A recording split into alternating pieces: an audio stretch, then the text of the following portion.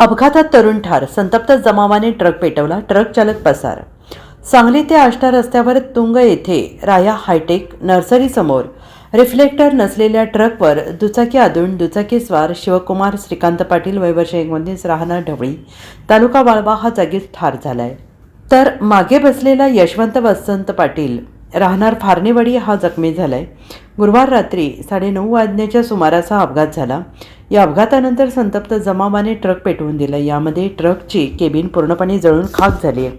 सांगली ग्रामीण पोलिसांनी दिलेली माहिती अशी: ढवळी येथील शिवकुमार पाटील आणि त्याचा मित्र यशवंत पाटील हे दोघेही गुरुवारी रात्री दुचाकी MH09AJ 7436 वरून गावाकडे जात होते. तुंग येथील राया हायटेक नर्सरीसमोर रात्री 9:30च्या सुमारास ट्रक RJ09GD 3943 अष्टाकडे तोंड करून थांबला होता. ट्रक रस्त्याकडेला उभा केल्यानंतर दिशादर्शक फलक किंवा रिफ्लेक्टर हा लावलेला नव्हता. तसेच पार्किंग लाईट न लावल्यामुळे तो धोकादायक स्थितीत उभा होता. त्याचवेळी शिवकुमार याला अंधारात थांबलेला ट्रक दिसला नाही. दुचाकी ट्रकवर आदळल्यानंतर शिवकुमार याच्या डोक्याला कपाळाला मार लागून गंभीर जखमी होऊन निश्चित पडला, तर मागे बसलेला यशवंत पाटील जखमी झाला.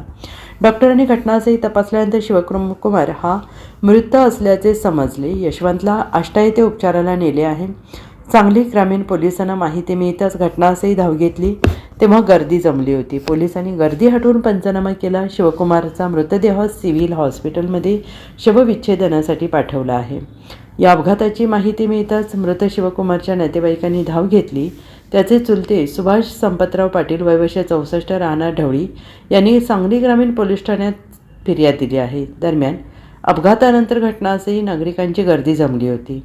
ट्रक चालकाने रिफ्लेक्टर तसेच पार्किंग लाईट न लावल्याने अपघात झाल्याचे दिसून आले. त्यामुळे संतप्त जमावाने ट्रक तोडफोड आणि केबिन पेटवून दिली. त्यामुळे काही वेळातच केबिन जळून खाक झाली.